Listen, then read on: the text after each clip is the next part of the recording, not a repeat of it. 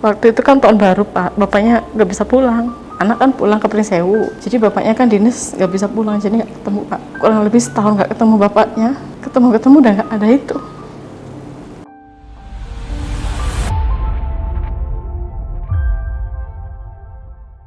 Senin 11 Agustus 2025 akan digelar sidang pembacaan vonis pada kasus yang menggemparkan, yaitu tewasnya 3 anggota Polri di Waikanan, Lampung. Tribun Sumsel dan Sripoku TV berkesempatan mewawancarai Ibu Sasnia, istri AKP Lusianto, mantan Kapolsek Negara Batin Waikanan, Lampung, dalam program Saksi Kata. Mari kita ikuti wawancara Tribun Sumsel dan Sripoku TV berikut ini. Bisa disampaikan ke pembaca, diperkenalkan Ya. Ibu Sasnia. Perkenalkan, saya Sasnia, istri almarhum AKP Lusianto. Kami pertama-tama mengucapkan turut berduka ya Bu ya. Ya Pak. Dan semoga putusan besok yang terbaik hasilnya. Amin, amin, amin ya Rabbal Alamin. Bisa memenuhi rasa keadilan. Ya. Tapi kami ingin minta Ibu menceritakan bagaimana kondisi selama menanti ya. Terus anak juga. Iya Pak. Besok ikut apa? Ikut Pak. Ikut ya. Bisa diceritakan apa yang Ibu rasakan dan keluarga atau anak-anak selama proses ini? Selama proses persidangan Pak, kami dari sidang pertama sampai sidang kemarin hadir terus Pak. Kami dari Lampung ke Palembang, ya kadang berangkat malam sampai Palembang tuh subuh langsung ke persidangan. Pokoknya kami selalu semangat Pak, pokoknya hadir terus, nggak pernah nggak hadir. Anak juga ikut? Kalau anak masih di Jakarta Pak, masih belajar. Jadi dia ikut waktu sidang pertama sampai kira-kira 3 kali lah Pak. Selanjutnya kami terus yang hadir, saya sama keluarga almarhum suami. Kalau boleh flashback ya Bu ya, kesan terakhir gitu dengan almarhum sebelum peristiwa itu, apa yang sempat diceritakan atau apa yang sempat Ibu lihat? Apakah ada perubahan atau apakah ada pesan terakhir yang sempat terungkap gitu? Kalau perubahan sih nggak ada Pak. Istilahnya ya kak saya nggak ngasih, pokoknya nggak ada yang aneh gitu Pak. Kalau bapak itu ya biasa kerja. Terus waktu itu kan bulan puasa tuh Pak, habis sahur tuh ya biasa dia tuh kan kalau habis subuh tuh kan nggak tidur lagi tuh Pak, habis sholat subuh itu beres-beres terus kan bersih-bersih. Nah itu. Terus kalau saya sih nggak ada firasat apa-apa sih Pak. Dia cuman ngomong besok mau gerbek sabung gitu kan. Terus doain ya mudah-mudahan sukses katanya. Terus kata saya iya hati-hati kata saya Pak. Nah itu berangkat dari asrama itu habis sholat asar Pak, sekitar jam 4. Ya dia sore itu Pak. Ya dia cuma ngomong ini masak yang banyak ya, nanti anggota mau buka di sini katanya. Terus dia pamitan itu Pak, pamitan terus pergilah ke TKP itu. Ya udah cuman itu aja Pak. Terus saya dengar kabar, pertama dengar kabar itu dari anggota itu Pak, ada yang telepon, katanya anggota Polsek ada yang ketembak katanya gitu Pak. 3 orang termasuk Pak Kapolsek kan. Nah kalau pikir saya sih nggak sampai meninggal gitu loh Pak. Pikir ada itu saya langsung telepon sama kanitnya. Saya nanya, Bapak gimana? Kataku kan. Terus kata kanit, gak apa-apa Bu, Bapak cuman ketembak kakinya gitu Pak. Saya telepon, HP-nya nggak diangkat. Aktif Pak, tapi nggak diangkat. Terus saya ini bingung kan Pak waktu itu kan. Nah saya tanyalah, saya telepon lagi. Masih pingsan Bu, kami masih cari ambulan gitu loh Pak. Cuman saya tuh nggak nyangka kalau bapaknya itu udah nggak ada gitu. Kalau pikir saya sih, ya masih ada gitu loh Pak. Ini malam Bos? Itu mau buka puasa Pak, maghrib. Dengar kabarnya itu maghrib. Sudah masak? Iya Pak, kami udah masak itu Pak, udah banyak. Itu kan mau buka bersama loh Pak di asrama itu kan. Saya kemanapun Bapak dinas saya ikut. Untuk seluruh anggota Polsek? Itu kalau yang dari Polsek cuma 5 orang Pak. Yang dari Polres itu kalau nggak salah kayaknya 12 kayaknya. Yang buka puasa ini ya? Iya, rencananya mau buka di rumah gitu. Habis pikiran Bapak tuh habis gerbek pulang kan buka di rumah gitu Pak. Karena soalnya kan di situ kan pelosok Pak. Jadi kan kalau mau cari rumah makan tuh kayaknya susah gitu loh Pak. Makanya buka di rumah aja katanya.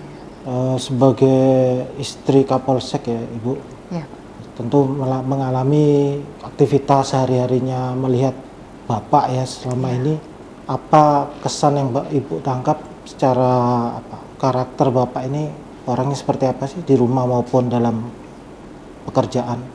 Kalau di rumah tuh Bapak tuh istilahnya seorang suami yang sangat bertanggung jawab Pak. Dia tuh sangat sayang sama anak, sama istri, sama keluarga. Terus orangnya tuh nggak neko-neko Pak. Kalau nggak ada kerja gitu, kalau nggak ada dinas luar, ya udah Pak di rumah Pak. Jadi nggak pernah kemana-mana. Karena kami kan di asrama cuma tinggal berdua Pak. Asrama itu kan banyak yang kosong. Kalau yang piket itu kan kalau yang rumah dekat kan pulang gitu loh Pak. Jadi asrama tuh banyak yang kosong. Cuman kami berdua sama anggota satu di situ. Makanya mungkin Bapak mau ninggalin saya lama mungkin kan kasihan karena saya sendiri gitu loh Pak. Ya paling kalau ada acara tuh kayak pengajian, kalau yasinan di dekat-dekat polsek itu kalau diundang pasti dia berangkat. Hari-hari ya seperti itu Pak. Nggak pernah yang namanya pergi jauh-jauh gitu tuh jarang Pak. Kecuali kalau ke Polres ya, kalau ke Polres dari polsek ke Polres itu kan jaraknya tuh kalau ini 3 jam Pak, kurang lebih 3 jam ke kanannya, ke Belambangan Lumpuhnya. Ya lumayan jauh Pak dari kami. Kalau Bapak tuh ya orangnya nggak neko-neko lah Pak, orangnya apa adanya seperti itulah. Paling kalau keluar ya pamitan, paling misalkan kayak maghrib gitu ibadah Pak di masjid, sampai isya dia nggak pulang. Dia pulang habis isya Pak, di sana kan ngobrol itu sama warga-warga situ, komplek-komplek masjid itu. Makanya di negara Batin itu banyak yang paham sama Bapak ini, karena sering keluar itu Pak. Sekarang tanpa ada Bapak lagi, sehari-hari seperti apa ini? Posisinya Ibu di negara Batin atau akan di mana? Kalau saya kan asli Prinsewu Pak, jadi kami pulang ke Prinsewu. Kalau rumah kami Prinsewu Pak, cuman kalau Bapak kan asli orang Blitang Pak, Oku Timur. Jadi kemarin kan jenazahnya kan dimakami di Oku Timur. Nah kalau saya sama anak saya pulang ke Prinsewu Pak, ke rumah kami. Sekolah akan di situ juga ya? Kalau anak masih sekolah Pak, insya Allah ini udah selesai sih Pak. Kemarin wisuda Mei, cuman dia masih ada kayak apa ya, ujian praktek apa-apa itu Pak. Jadi masih di Jakarta. Baru semalam pulang Pak. Makanya kalau saya di rumah tuh ya saya sama ponakan Pak. Kalau sama anak kan dia kan di Jakarta Pak. Kalau keseharian ya terasa kehilangan lah Pak. Kalau saya kan istilahnya nggak pernah pisah Pak sama Bapak itu kan. Jadi selalu Bapak tuh kemana ya saya selalu ikut Pak. Makanya ini dia nggak ada jadi apa ya. Saya tuh ngerasa kehilangan banget gitu loh Pak. Nggak ada teman cerita, nggak ada teman curhat itu Pak. Jadi kayak apa ya, kayak sendiri gitu. Kayak ngerasa sendiri gitu loh Pak, sepi. Kadang di rumah juga sendiri.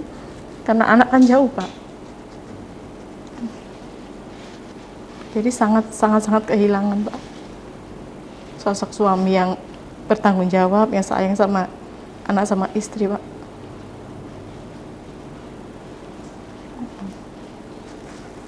Waktu kejadian yang mengabari anak siapa itu? Saya Pak, saya langsung telepon anak Pak. Karena saya bingung Pak, di situ kan kami nggak ada saudara itu Pak. Jadi kayak merantau lah Pak ya istilahnya, jauh dari saudara kan. Makanya begitu dengar kabar Bapak nggak ada itu, saya telepon kakak-kakaknya itu yang di Belitang sama anak saya Pak. Kalau kondisi anak seperti apa Bu? Sama Pak, sama kayak saya Pak. Ya dia shock juga sih Pak, kan itu kan anak jarang ketemu loh Pak sama bapaknya itu, karena jauh kan.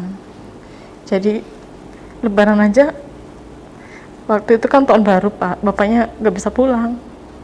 Anak kan pulang ke Prinsewu, jadi bapaknya kan dinas nggak bisa pulang, jadi nggak ketemu Pak.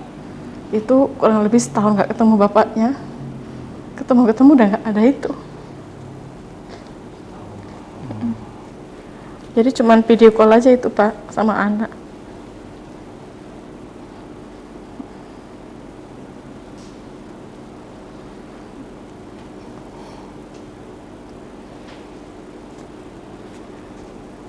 Ibu juga punya tanggung jawab ya, ngasih semangat buat anak-anak. Iya Pak, insya Allah kalau kami ya sama Pak, dia juga menguatkan saya juga seperti itu Pak. Karena mungkin kayak anak kan udah dewasa itu Pak. Jadi ya dia mungkin ya Saling menguatkan. saling menguatkan lah Pak, sama-sama Pak. Karena kami kan perempuan semua Pak, anak cuma satu ini. Cuman ini satu. Nah, selama ini, sampai proses saat ini Bu, apa yang Ibu rasakan dukungan dari lingkungan atau dari institusi atau pemerintah mungkin? Kalau dukungan, alhamdulillah Pak, semua mendukung kami Pak. Dari institusi mendukung, dari masyarakat juga banyak Pak yang mendukung Pak. Selama mungkin 2 bulan ini ya, bolak-balik pasti ya Bu ya? Iya Pak, bolak-balik Pak, Palembang Lampung saya Pak. Bagaimana Ibu mengatasi atau mengurusi apa ya, kesibukan atau ini di tengah duka? Ya saya wirawiri Pak, seminggu sekali ke Palembang. Itu kalau berangkat dari Prinsewu itu Pak hari Minggu malam Pak. Nanti kan sampai sini subuh. Tempat kakak dulu, nanti baru bareng berangkat ke Otmil, ke persidangan itu Pak. Lumayan. Ya kadang naik travel Pak saya. Karena dari Prinsewu kan sendiri Pak, banyak saudara kan dari Blitar sama Palembang Pak. Jadi mereka nunggu di Palembang. Kalau saya kan Prinsewu sendirian. Jadi seringnya naik travel Pak itu. Pernah waktu baru-baru sidang itu diantar sama saudara, cuma kan saudara juga dinas Pak, keponakan. Jadi dia juga sibuk. Ya akhirnya ya udah saya sendiri aja gitu kan. Tapi di sini memang ketemu sih sama keluarga gitu Pak, rame-rame kalau udah di sini. Karena banyak juga saudara almarhum yang di Palembang. Kakak-kakaknya. Ibu setiap sidang harus hadir. Itu dari keinginan hati saya sendiri Pak.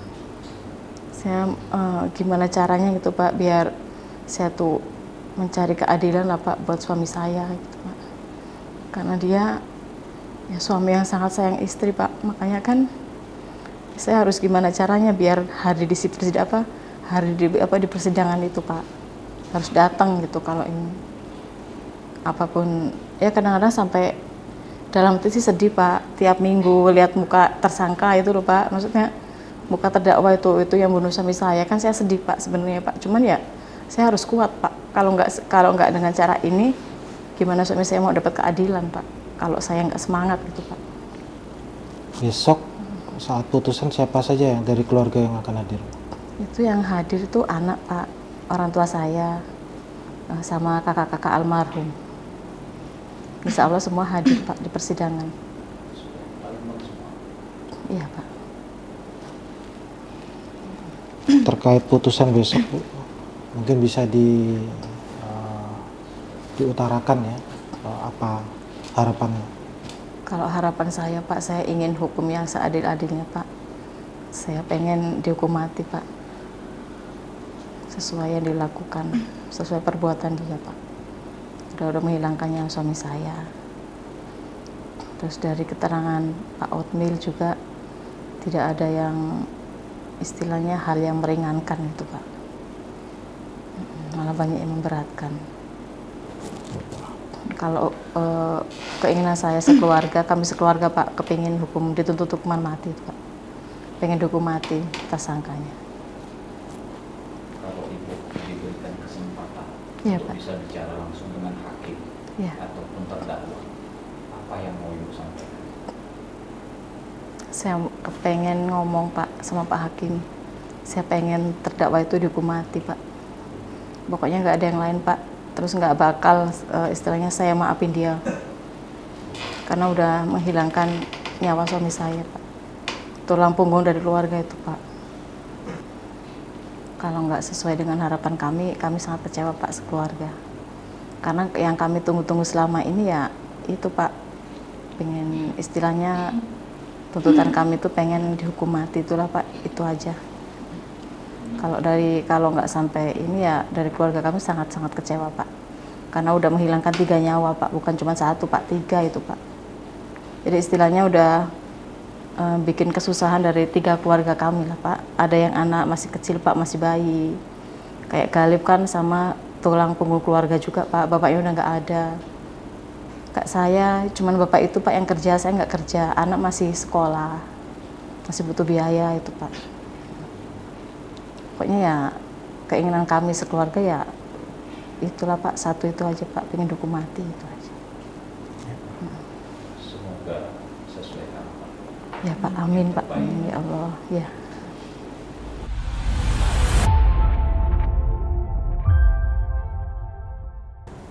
Demikian Tribuners, wawancara kami dalam program Saksi Kata dengan istri korban, yakni Ibu Sasnia yang merupakan istri almarhum AKP Lusianto, yang terus berharap adanya keadilan dalam putusan sidang kasus penembakan yang menewaskan 3 anggota Polri.